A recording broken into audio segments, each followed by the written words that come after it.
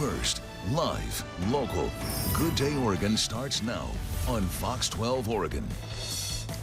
A Grinch strikes one local garden store. What the person was able to get away with that has the shop's owner thinking that a lot of planning went into this holiday heist. Plus, another week has come and one local school district students are still stuck at home. Coming up this morning in a live report, we are following the weekend developments surrounding Portland Public Schools. And good morning. Today is Monday, November 13th. I'm Bonnie Silkman. I'm Joe Vithaithel. We have Jeff and Tony standing by for a look at the forecast and your morning commute. But first, we'll take a live look outside. This is our Shriner Children's Portland camera as we look out there. Pretty, I don't know. It's November, so yeah, it's to be expected. A little chilly. I think crisp is the word I'm using. Yeah. It definitely feels like, fall, maybe late fall even.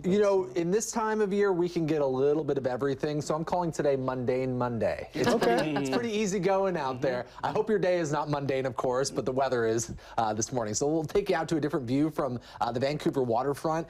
It's cloudy. We do have some showers roaming the region, but they're mainly wrapping up, and I think we're going to be drying out over the next few hours. That'll lead to a pretty dry day. So grab a jacket for today, just for this morning mainly, because of the showers that are still passing through, but temperatures are going to be comfortable this afternoon, mid to upper 50s with filtered sunshine. Tony? Thanks, Jeff. Yeah, doing okay. Roads a little wet, like you can see here along I-5 through the area of Capitol Highway, but early going here, very light traffic, and people are moving along just fine. So really no delays at this hour, and that means a 4-minute trip on 5 northbound from Capitol Highway down the hill to 405. Joe and Bonnie, back to you. All right, Tony, thank you. Happening today, local teachers are entering day 9 of an historic strike. Portland Public Schools and the Teachers Union were still unable to reach an agreement over the weekend. Fox 12's Amel Elhel is live at district headquarters with the latest. So, Amel, parents are wondering, when might we see kids get back into school? Well, that is still dependent on when the strike ends. Of course, when the district and the union can come to an agreement on a new contract, but the earliest we might see students back in the classroom is Wednesday. That is because there is no bargaining sessions scheduled for today, but there is one on the books for tomorrow. Now, the biggest sticking point in these negotiations so far that we have seen is really about the district's finances, and that includes how teachers are paid. The union says they've made compromise on that front, but the district says it's still not enough. Our current proposal is 8.5%, 5.5%, and 5% across 3 years. We've gone down twice since our original proposal. Our proposal has continued to go up by an increment in the cost of living adjustment. Currently, it stands at 4.5% in the first year, plus 3% each of the subsequent years. That doesn't take into account an automatic salary step increase that our educators receive annually. That's equal to 3.4% also. Both the district and the teachers union tell us they hope to come to a resolution soon, knowing the impact every day a deal isn't reached has on PPS families and the community. In fact, a group of PPS parents sent a letter to the district on Friday that reads in part, quote, "We are parents of Portland Public Schools students and we demand more for our students and teachers. We ask you to challenge the status quo, center your decisions on what is best for our students. Inform your decisions by listening to the teachers who are the closest to student experience and can help make decisions centered on students." Striking has been going on for over a week now, and generally strikes start around 8 a.m. at individual schools across the city, and we do expect that to be the case this morning as well. Live in North Portland, Amel Elhel, Good Day Oregon. All right, Amel, thank you very much. And happening today, the Salem Police Station lobby is set to reopen after an investigation into a death there. Police say around 1 Saturday afternoon, an elderly man entered the lobby on Northeast Division and Commercial Street. They say he took a shotgun out of his bag and then shot and killed himself. The scene was blocked off over the weekend while police investigated. The lobby will now reopen at 8 this morning. A jury just awarded a Salem man millions of dollars in damages after they decided he was wrongly accused of auto theft by a Salem police officer. Jurors found the officer also used excessive force during the arrest. Surveillance video shows Salem police officer David Baker pulling into this parking lot of OK Tire of Salem. This is on the night of September 17th, 2021. Court documents say that Chris Garza was working on a car with 2 other people when Officer Baker accused him of trying to steal it. Documents say Officer Baker grabbed Garza by the neck and shoulder and then shoved him onto the hood of the police car. hurting his neck, shoulders, hand, and wrist. The injuries were so severe, Garza believes his arm will never work the same way again, even after surgery. That's when he pulled my arm to my neck area. He hyperextended it. What was going through my mind was, am I going to be alive here in the next 10 minutes? I was fearful for my life. Officer Baker then discovered that Garza lived at that auto shop and released him with no charges. When Garza filed a complaint, attorneys say that the city tried to settle for $12,000. This new jury verdict awards Garza more than $3 million. He says he now plans to leave Salem on a mission to build churches. The city says it's evaluating the jury's decision and has no comment on this case. A local business is having a rough start to the holiday season. Justin Waddell owns the Bloke Open Air Garden Shop in North Portland. He says when he opened up yesterday morning, he found thousands of dollars worth of items stolen, including 6 large Christmas trees. Waddell said that he believes a theft of such large trees and such a huge collection of vintage items must have taken some planning. He went on to say it's a challenge to process what happened, but hopes that the community will help get his business back on track in time for the holidays. This is the time where, you know, when you invest in your community, you get that support back, and we have a lot of beautiful people showing up, and I am so grateful for that. That's how we're going to get through this, is the community we've built here. Now, Waddell has not filed a police report yet, but hopes to make back at least a little bit of the money through insurance. Before Christmas, we have Thanksgiving, of course, and with the holiday approaching quickly, many may be wondering about the safety of eating leftovers. Well, some federal food safety and nutrition experts are sharing guidance this year, saying that leftover seafood is only good for a few days, and to refrigerate perishable meat and poultry within 2 hours of being out of the fridge or being cooked. Store meats like roast beef or turkey in small portions in shallow containers to cool faster. And don't trust the sight and the smell for freshness. One expert says stick to the 4-day rule. If you don't remember when you cooked it, throw it out just to be safe. Yeah, that's a good reminder. When you cook, that's a pretty good rule of thumb. When you're like, when did I cook this? I don't remember this. That's a no. But let's throw it in the microwave. Yeah, anyways. that's a good sign. You know, I was hungry going into that video, and then I saw the Thanksgiving food, and I just got extremely hungry. Yeah. Yeah, So I'm what, excited. 8 days away, 9 days away? Not far away. Yeah. Speaking of Thanksgiving, so nothing significant in the forecast for the next week or so, but this time of year, guys, we're looking at the extended forecast for 3 things. 1, lowland snow, that's the biggie. 2, any major wind events, and 3, any flooding events. And I'll tell you this, things might start to get interesting around Thanksgiving this year, and I'll explain why in a second. Let's talk about what's going on right now first, and then we'll get into the extended forecast. Saw some mixed showers a little while ago at this elevation at Skiebel at 5,000 feet, but at the moment,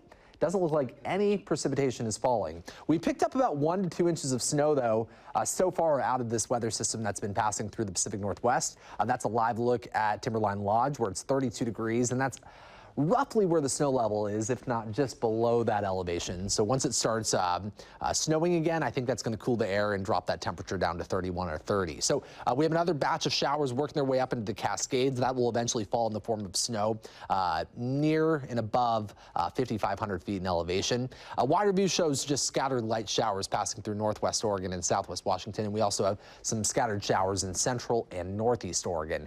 We'll see a few more showers over the next few hours, and then eventually we're going to have a nice dry day with filtered sunshine setting up and high temperatures in the upper 50s. Our next weather system coming in is actually going to be developing offshore of California, and that's going to fling some showers up to the north between Tuesday evening and Wednesday morning. We'll also have a weather system kind of coming in from the northwest that'll bring some afternoon and evening showers Wednesday. Then we'll dry out Thursday and Friday as weak high pressure builds aloft. And then we're going to be looking at this weekend for the next weather system, bringing, looks like rain and high elevation snow Saturday afternoon and into Sunday. I wanted to point out that high pressure is going to be building to our southwest. This is November 18th. If we have high pressure building over the central Pacific Ocean up to the north over, say, the Gulf of Alaska, that tends to allow cooler air to dump in and tends to lower our snow levels. I don't see that coming over the next week, but looking just beyond our 7-day forecast, at the week after our 7-day forecast, the Climate Prediction Center is giving us higher probability of below normal temperatures between that week around Thanksgiving. Thanksgiving is November 23rd, so around that time, if any precipitation is around, we could be looking at lower snow levels as well. Our 7-day forecast shows mainly dry weather the next couple of days, another round of showers Tuesday evening into Wednesday. We'll have dry days Thursday and Friday, and then more rain and mountain snow Saturday afternoon into Sunday. Tony? Certainly no big surprises there in that 7-day forecast. Thanks, Jeff. Up into Vancouver, where the road's a little bit wet there, but traffic is light approaching the Interstate Bridge and heading down into Delta Park. So far, really quiet. So if you are heading out nice and early, it's actually a good thing because traffic is just so light. Shouldn't have much competition out there. 5 minutes still on the Sunset from Beaverton to Portland. Back to you. All right, Tony, thank you. Well, the list of GOP presidential hopefuls is shrinking once again. Straight ahead on Good Day Oregon, we'll tell you which senator just announced that he is dropping out of the race. Plus, using technology to track your pets. We're putting the so-called gotcha tag to the test this morning. That's coming up in this morning's Does It Work?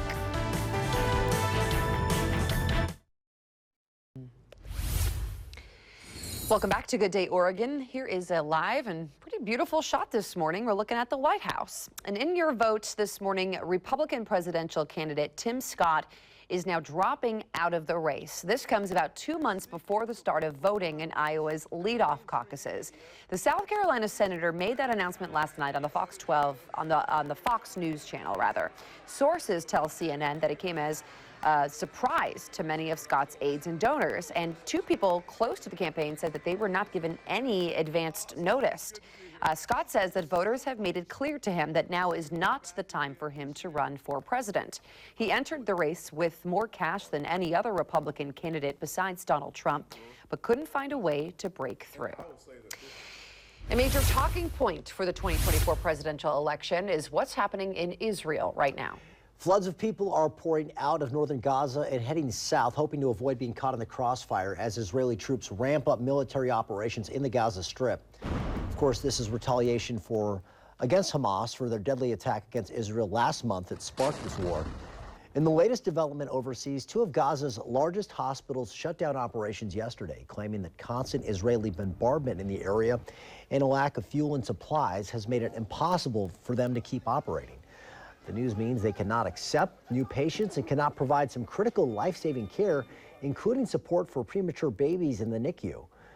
Arab leaders gathered in Saudi Arabia over the weekend to call for an immediate ceasefire in the war. That is something Israel says it will not agree to until Hamas releases all of the nearly 240 hostages in their custody. The U.S. remains one of just a handful of countries siding with Israel in rejecting those calls for a ceasefire. The desperate search for up to 40 workers trapped after a tunnel partially collapsed in northern India is intensifying this morning. Rescue efforts are underway in the Utkarshi district, where it happened to a bridge under construction yesterday. The workers have been sent packed food, water, and oxygen. That's according to local police, who have said they are communicating with the workers. Another police official at the site told CNN around 20 yards worth of debris have been removed so far from the area, with another 40 yards worth left. They expect the operation to take another day or so. A stretch of the I-10 freeway in downtown Los Angeles is closed this morning, days after a fire broke out under what's known as the Santa Monica Freeway. LA Mayor Karen Bass surveyed the damage over the weekend after the Los Angeles Fire Department says 2 separate pallet yards became involved, covering a total of about 80,000 square feet. This was on Saturday. Several cars were also destroyed in the flames. Police say there is no estimated time for reopening the interstate. Wow, look at that. Governor Gavin Newsom says that's because engineers need to ensure that the columns and deck of the structure can support the 300,000 cars that typically travel that route every day. Well, microchips and ID tags are tools for reuniting lost pets with their owners. Could the gotcha tag be a third option? So it's a QR code-enabled tag that uses technology to track your pet if the animal gets lost. For Fox 12, Rachel Hackbarth puts it to the test in this week's Does It Work? Jordan Bonnie-Yuna says it's not uncommon for lost dogs and cats to end up at this animal shelter because they don't have an ID tag or microchip. But could the Gotcha Smart ID tag be another way to reunite owners with their pet? For $18, this QR code promises to hold all of your contact information in case your pet goes missing. The makers say it even shows your pet's location when you scan the code. Jordan first has to download the company's free app. Okay, let me set up an account. Here's where we add our pet's information. There we go. So it's asking me a name. For this test, we're entering in the information for a dog named Bean Bay. All right, that's a good picture of Bean Bay. Pet breed, let's just go mixed. Gender, male. Not only can we add a photo, we can even add a list of commands Bean Bay understands. Sit, come. Here's Bean Bay with his new accessory. The Gotcha is lightweight and around the size of a penny. Jordan finds the tag is difficult to scan while on Bean Bay. I'm trying to get it to focus. So here, let me take the collar off. Taking a collar off of a stray is not something Jordan recommends, but it's the only way he can get this small device to scan. So it does pop up when... Yep. And it tells me the owner. It gives me the address, the phone number.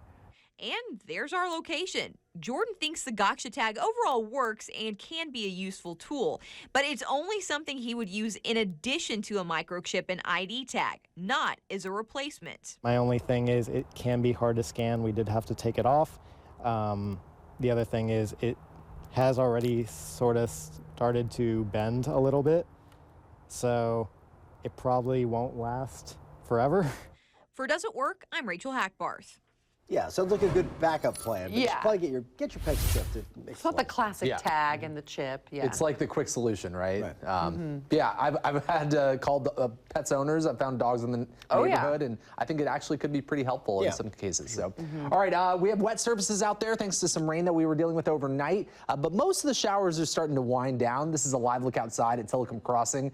We have some folks crossing the bridge right now, a cyclist and it looks like a pedestrian. 51 degrees right now in Portland. Temperatures are between the upper 40s and low 50s, so it's not terribly cold out there. There aren't too many showers that you'll have to contend with, but you may encounter a few of those as you take off for work early this morning. I think by mid to late morning, most of the showers are going to be winding down. And at the moment, there aren't any showers really over the heart of the metro area, so not too bad. Not a bad time, in fact, to take off for work right now. Well, we're anywhere from the mid 40s to the low 50s. The cool spots are outlying areas in the Coast Range and up into Cascade Foothills. 45 in Rhododendron, and it's 45 in Vernonia. But again, in most cases, we're in the upper 40s and low 50s. So a few more showers are going to be possible over the next few hours along the coast, and same goes for our interior valleys. Temperatures will wind up in the mid to upper 50s. Wind is going to be light today across most of western Oregon and southwest Washington. We'll also end up in the mid to upper 50s with filtered sunshine this afternoon. Mid-level clouds kind of streaming overhead. Highs will wind up in the mid 50s in the gorge. So from the coast into the gorge and along the I-5 corridor, most areas will see similar conditions with a few morning showers and plenty of dry time this afternoon. The Mount Hood area will deal with mixed showers at about 5,000 feet, but above that, we'll see a few more snow showers with temperatures rising into the mid 30s to 40s. In central and eastern Oregon, most of the showers should stay confined to central Oregon and northeast Oregon. The far east side of the state will see a mainly dry day. Our 7-day forecast shows dry weather this afternoon through tomorrow. Evening showers heading into Wednesday as well. So Tuesday evening into Wednesday will feature our next round of rain and high elevation snow. We'll catch another couple of dry days Thursday and Friday, but some rain will return Saturday afternoon into Sunday. Tony? Thanks, Jeff. We do have a minor crash on the ramp from 5 north to 84 outbound. It's a little hard to see, so I dropped an arrow there for you, but they're blocking the left side of that ramp. The right lane is still getting by and getting around that situation, so it's not really creating a big delay, but that's definitely a hazard to have a car stop there on the freeway. I'll keep watching and let you know if they get that moved out of the way in the meantime. Everything else looks pretty good. The roads are a little bit wet here and there, but no other unusual circumstances that might create a backup or a delay for you here early going. Joe and Bonnie, back to you. Thanks, Tony. Well, a holiday tour tradition will be officially kicking off this week. Just ahead on Good Day Oregon, we'll tell you what fans of the Trans-Siberian Orchestra can expect and when the group will play in the Northwest. The Fox 12 Job Connection. Today's featured business is Northwest Navigator, and they're hiring automotive detailers. For more information or to apply, go to kptv.com/job connection. Welcome back to Good Day Oregon. The Fox 12 Les Schwab Tire Center Toy Drive officially in full swing. Bonnie and I in Studio B, where donations are piled up thanks to you. And me want cookie. Oh, he's so cute. Kids are toys for kids of all ages, you know, a little younger there for Cookie Monster. And this is maybe for the older kids. It's called Whirl Ball. So, you know, like skee ball? Yeah. It's the same thing. So it has electronic scoring and sound. Sounds like a lot of fun. So, yeah, we want to fill up this room, though. We still have some space in here. We are trying to get more toys, all for the holidays, for local kids who really want to brighten up their holidays. So this year, you can drop off a new unwrapped toy at any Les Schwab, Columbia Credit Union, Jack in the Box, I-5 Exteriors, or you can come by here to our Fox 12 studios in Beaverton. And you have plenty of time. You have until Wednesday, December 13th. And we have more details about our big toy drive on our website, kptv.com. And with Christmas now a little more than a month out, oh my goodness, a popular group is preparing to once again rock the holiday season. We're talking about the Trans-Siberian Orchestra. Rock on this Christmas. The band is kicking off a new holiday tour on Wednesday. They'll play several shows to open the annual event in Green Bay, Wisconsin and Council Bluffs, Iowa. This year's tour is titled The Ghost of Christmas Eve, the best of TSO and more. That was the Paul O'Neill story we presented last year, and it got such an amazing reaction. We just said, you know what, people have adopted this as part of their holiday tradition. You know, they love it as much as I loved Charlie Brown's Christmas or Miracle on 34th Street when I was a kid. True. I mean, people love this. For many people, this is a tradition. While the story is the same, excuse me, guitarist and musical director Al Petrelli says fans can expect a different show. One of the vocalists also stressed how important it was for the band to deliver a bigger and better show every year. Ooh. Trans-Siberian Orchestra will play a number of different shows in the Northwest. So here's a list on your screen, a lot right around that Thanksgiving weekend. The band will play in Spokane on November 24th, the day after Thanksgiving. Then they're in Seattle the next day, November 25th. They're going to play 3 shows that day at Climate Pledge. And then the next day, that's Sunday, November 26th, they are here in Portland. They have 2 shows at the Moda Center, and you can get your tickets. They are on sale right now. Well, if you plan to leave home for Thanksgiving weekend, brace yourself. Yep, coming up in the next half hour of Good Day Oregon, we're taking a look at AAA's Thanksgiving travel forecast. Once again, that's being released today. First, live, local. Good Day Oregon starts now on Fox 12 Oregon. Arson arrest. How authorities were able to track down a woman accused of starting a fire that damaged this local business. Plus, a waking nightmare. This morning, we learn about new revelations from the off-duty pilot accused of trying to crash a plane with dozens of people on board. And good morning. Today is Monday, November 13th. I'm Joe Mathiathil. And I'm Bonnie Silkman. Thanks for being here with us this morning. We're checking in with Tony Martinez in just a moment, talking about your morning drive. All good at 5:30 in the morning? So far, well, one little boo-boo. Okay, all right. We'll find out more about that boo-boo in just a moment. Jeff Forgeron for now has our weather. It was kind of sprinkling on my drive into work this morning, and I think some of you are going to encounter some light scattered showers. You can see some of the raindrops on the lens there at the Willamette Valley Vineyards camera. It's pretty dark, so we don't have much of a view, but I can also tell that there are some low clouds draped over the South Salem Hills, where temperatures are in the mid to upper 40s. So pretty cool out there. If you're going to be cycling into work, I would be prepared for some wet surfaces, but we're going to have a mainly dry day setting up with temperatures rising into the upper 50s. Tony? Jeff, on the ramp from 5 northbound to 84 heading outbound, there is a crash there. It's blocking on the left side of that ramp, and it's creating this little delay right in here, a couple hundred yards where things are running a little bit slowly. So just be careful to stay alert if you're heading, let's say, off the Markham Bridge and then transitioning to the Banfield outbound. Like you go out towards the airport, you'll come across that scene. Otherwise, very quiet still so far this morning. Travel times are great. Roads are a little wet, but no big or unusual delays. Bonnie and Joe, back to you. All right, thank you, Tony. And happening today, a woman charged with arson is set to appear before a judge. Forest Grove Police says that she started a fire in an alleyway behind a restaurant, which ultimately had to close its doors due to the damage from the flames. Fox 12's Amel Ilhel is live this morning with more details on what happened and how the owner of this restaurant is managing. Mel? That restaurant is Taqueria Corona, and the owner tells us that she spent all of her savings to buy the restaurant back in 2021. It's located on Main Street in Forest Grove, but she says ever since the fire, which happened about 2 weeks ago, her doors to her restaurant have been closed. This happened back on October 30th. That's when owner Maritza Uribe Ozoria says she got a call that the fire behind her restaurant had melted the utility meters. In photos, you can see scattered debris and frayed electrical wires. The restaurant has been closed ever since, meaning Maritza has no income and even had to sell her truck to pay her bills. Not having the restaurant opening for 1, 2, 3, 4, 5, 6, 12 days is too much. And I was thinking about my people because it was rent time for them, pay time for them too. How can I do it? To pay my rent, and I need to pay my employees. The bills, you know, they don't wait. You have to pay them, otherwise they're going to shut the service. Everything is on my shoulder right now.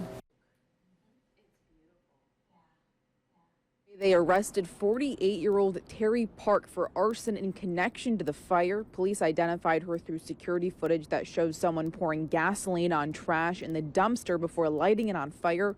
Park is scheduled for an arraignment today at 3.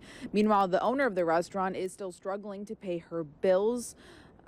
So while her restaurant is being repaired, a friend of hers launched a GoFundMe to help her pay her employees and whatever other bills do come with her restaurant, since she still has to pay it even though the restaurant is closed. We do have a link to that GoFundMe over on our website, kptv.com. Reporting live, I'm Amal Hal. Good day, Oregon. Mel, thank you. Well, the off-duty Alaska Airlines pilot accused of trying to shut down a plane's engines mid-flight says that he thought he was dreaming and that crashing the plane would wake him up. That is according to a jailhouse interview with Joseph Emerson, just published by the New York Times. Fox 12's Nora Hart has more. Emerson is facing 83 counts of attempted murder in Oregon and a federal charge of interfering with a flight crew. He's accused of trying to crash a flight last month by activating the plane's engine fire suppression system and turning off its engines while riding in the cockpit as a passenger. The pilots stopped him and made an emergency landing at PDX. We've previously reported that Emerson told police he had taken magic mushrooms 2 days prior to the incident and that he had not slept for about 40 hours. According to the New York Times, Emerson told them he had taken the mushrooms during a camping trip with friends that served as a memorial for his closest friend who passed away in 2018.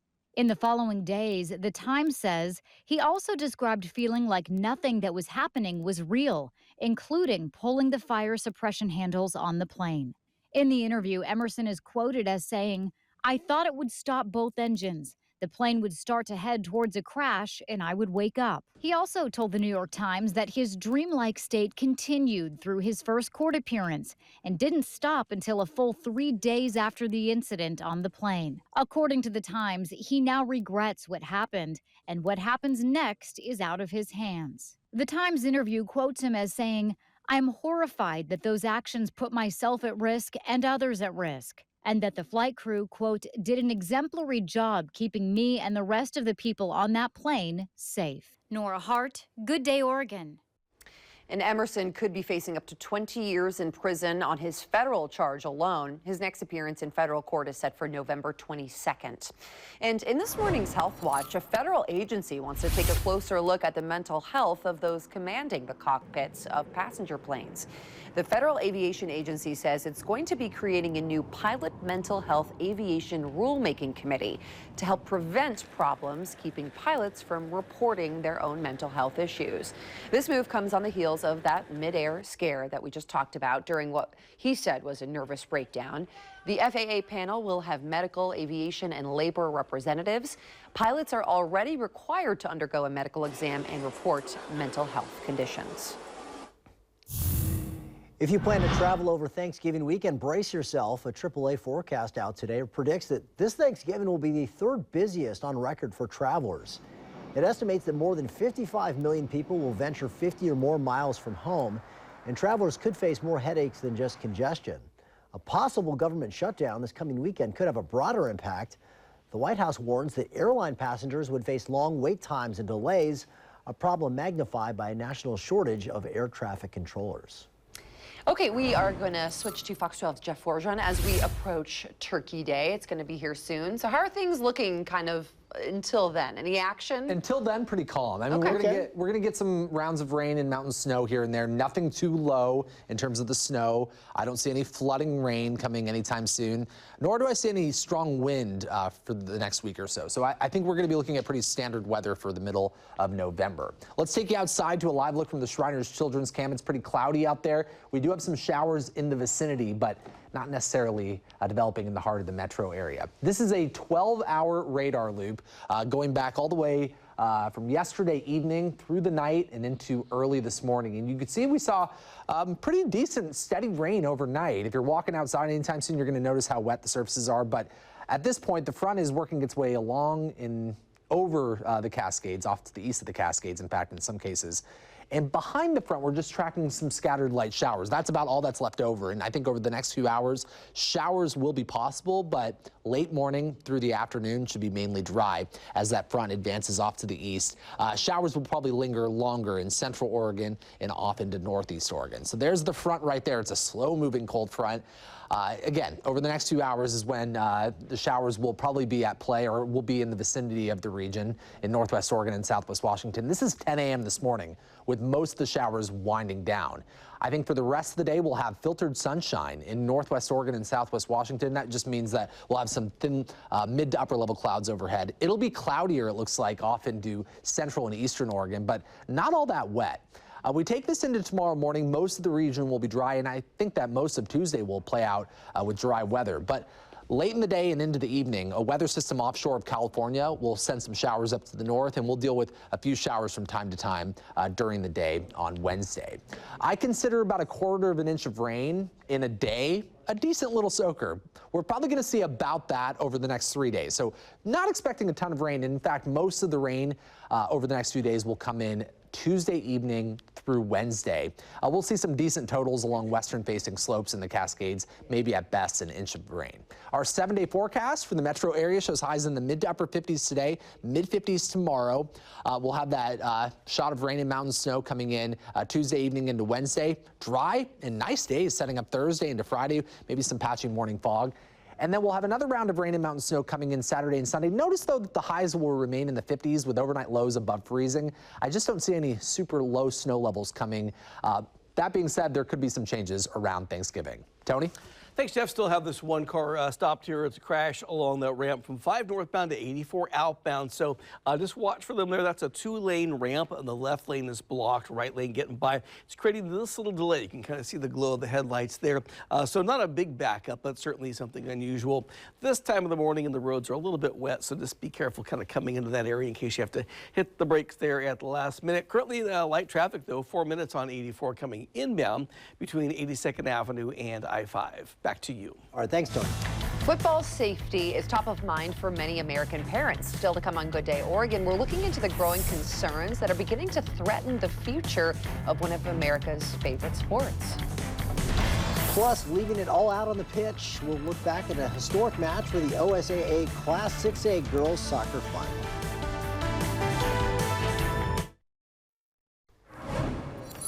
Welcome back to Good Day Oregon. The Portland Trailblazers just paid their first visit to the Los Angeles Lakers this year. LA was without star LeBron James, but that didn't matter. It was a tight one throughout. The Blazers took a 1-point lead in the halftime thanks to 23 points from Jeremy Grant right there. But the Lakers had a big third quarter. They held on for the 116-110 win. Up next for the 3-6 Blazers, they stay on the road and take on the Utah Jazz tomorrow night. Unfortunately, it's not going to get any easier for Portland, especially because of so many injuries right now. Rookie guard and first-round draft pick Scoot Henderson won't see the court for the next 2 to 3 weeks after an MRI revealed a bone bruise in his right ankle. He suffered that injury during the game against Detroit on November 1st. Anthony Simons and Malcolm Brogdon are also sidelined with injuries, and center Robert Williams is out for the rest of the season after undergoing knee surgery. Americans are butting heads over one of the nation's most beloved sports, with a large chunk opposing kids playing tackle football. A new study from Ohio State University reveals that half of Americans don't think it's appropriate for kids to play the sport because of the risk of concussions and other injuries. The game is already experiencing a decline in participation. For the first time ever, the National Federation of State High School Associations reported the 2021-2022 school year saw fewer than 1 million high school athletes playing tackle football. People recognize the tradition and social status and, opportunities for social mobility and passion for football on the one hand, and on the other hand, really concerns about whether or not people are risking their health and safety when there are other sports that one can play. For the 45% of Americans who do believe that tackle football is okay for kids to play, they typically see it as a potential financial lifeline for kids to be better to better their futures and an opportunity for character development. And speaking of football, the state of Oregon now has 2 college football teams ranked in the top 10 of the Associated Press. While the 9-1 Ducks remain at number 6, the 8-2 Beavers have moved up 2 spots to number 10. That is their highest ranking they've had since 2012. Remember, this is just the AP poll. The latest college football playoff rankings will come out tomorrow night. So here's some highlights from over the weekend. Let's start with the Ducks. They hosted USC at Autzen.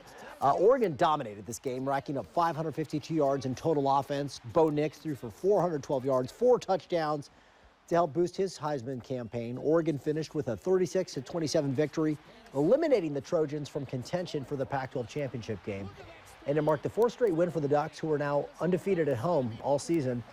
They'll be in Tempe for Saturday's kickoff against Oregon State, and that's going to be right here on Fox 12. And then let's talk about the Beavs. They were home Saturday against Stanford. The offense ran the show, but the Oregon State defense took the ball away 4 times. The play of the day came from Deshaun Fenwick, hurled the defender right there on his way to a 37-yard touchdown run. OSU scored 8 touchdowns on its first 9 drives. This game was never close. A 62-17 victory. It's the most points scored by the Beavs in a conference game since 2008. Oregon State has a huge test up next. In fact, it's the biggest game in college football this week. They will host number 4 Washington at Reser Stadium on Saturday afternoon. It's a pivotal game for both teams. UW trying to stay in the national championship picture. The Beavs want to get to the Pac-12 championship game. And then, of course, after that, the following week, you have the regular season finale. Oregon State and Oregon will match up in Eugene. And it's going to mark the end of this rivalry, at least for now, with the Ducks, of course, headed to the Big Ten. This game is not scheduled to be played next year. We don't know when or if it will resume, so this is a big one. This will be the 127th time the 2 teams have faced off. Kickoff on Friday. Again, that's next Friday, November 24th, is going to be 5:30, and that's going to air live right here on Fox 12. Boy, that's going to be a tough ticket to get, right? It is. Well, I'm heading down to the game, the Huskies-Corvallis game.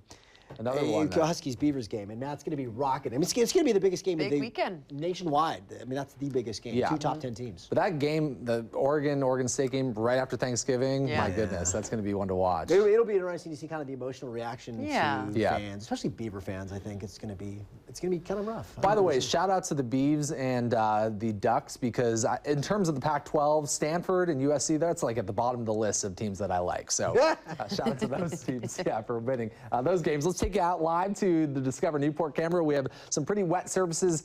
We have some showers still in the vicinity, and it's 46 degrees out there. So these are the showers that are kind of left over as a slow-moving cold front passes through the interior northwest. There are actually some decent showers passing over the northern Oregon Cascades. We'll probably see some snow falling at our Mount Hood ski bowl camera in a little while. But there really isn't anything too steady out there aside from the east side of the Columbia River Basin out toward Pendleton. That's relatively steady rain along the cold front. Temperatures are certainly cooler in central and eastern Oregon than they are in western Oregon and southwest Washington. We're in the mid-40s to low 50s from the coast into our western valleys. Temperatures are in the upper 30s from Government Camp to Hood River. And the coolest spot on the map right now seems to be Burns, which is at 36 degrees. Along the coast, a few more showers are possible over the next few hours, and the remainder of the day should end up being dry, with filtered sunshine and temperatures rising into the mid to upper 50s. You'll see similar conditions in our interior valleys and across the gorge, with a few more spotty showers That'll give way to a dry and mostly sunny afternoon with highs in the mid-50s. We'll end up with a few more showers on the west end of the gorge. I think the east end of the gorge, like in the Dalles, will end up with a dry day altogether with highs in the mid-50s. The Mount Hood area will deal with a few more snow showers near and above 5,000 feet. Below that elevation, we'll either see a wintry mix or just flat-out rain showers. This afternoon will be mainly dry with highs in the 30s and 40s. In central and eastern Oregon, we're already seeing that slow-moving front bringing some showers out there. Central Oregon and northeast Oregon should see the bulk of the showers today. The far east side of the state should be mainly dry, with highs in the 50s. Our 7-day forecast shows dry weather this afternoon through tomorrow. Another round of rain coming in Tuesday evening into Wednesday. We'll just deal with a few hit-or-miss showers Wednesday. Thursday and Friday should be great days with highs in the mid-50s. And then, yep, we have more rain and high-elevation snow coming in Saturday afternoon into Sunday. Tony? Jeff, along the ramp from I-5 northbound to 84 outbound, we still have a crash there. It's blocking on the left side of that ramp, so just be a little extra careful if you're heading out that way. Not a big backup coming into that area, but you can still see some of the flashing lights there from the emergency vehicles that are on scene until those cars are cleared from the freeway. Travel times are not bad, 13 minutes on 5 northbound between Wilsonville and Portland. Back to you. All right, thanks, Tony. Coming up on an all-new show and tell, Tony has a very special guest. My guest today is Minnie Opal, and for show and tell, Minnie has a giant skeleton on my car. Okay. Of course she does. We'll find out more about this very personal inspiration behind the one-of-a-kind piece of art. That's coming up in our next hour of Good Day Oregon.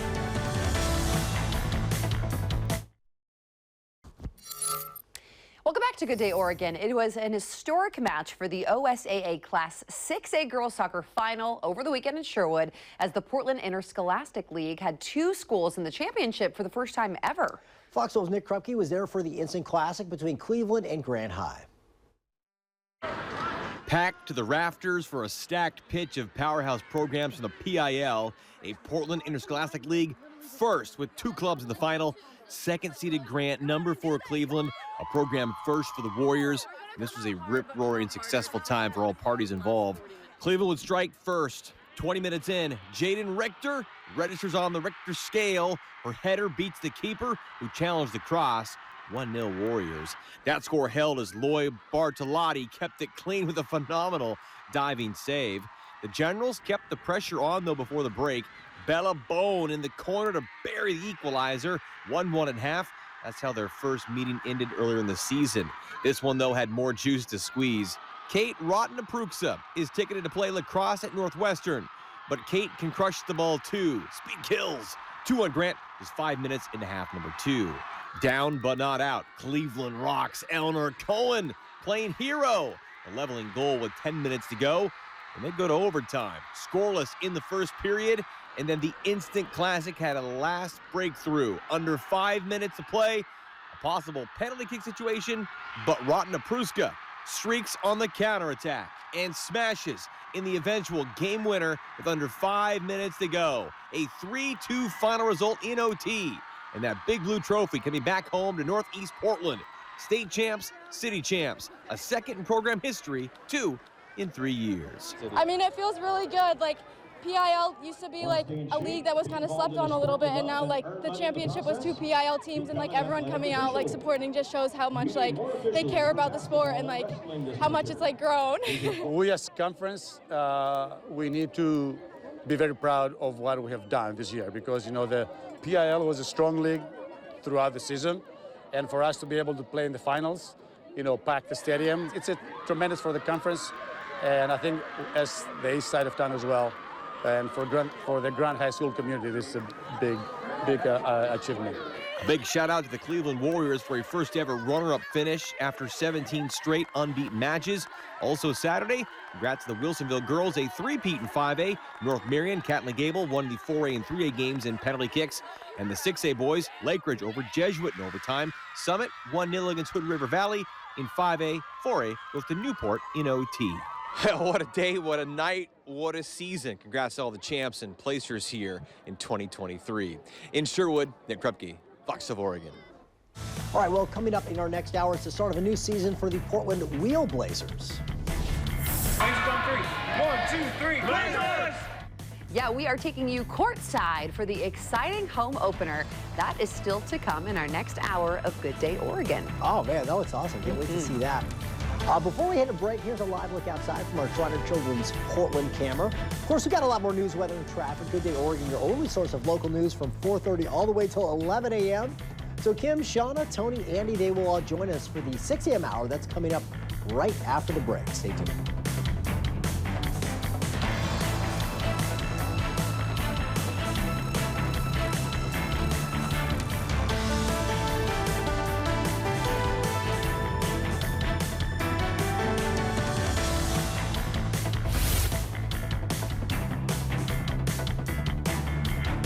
Thanks for watching Fox 12 Oregon News.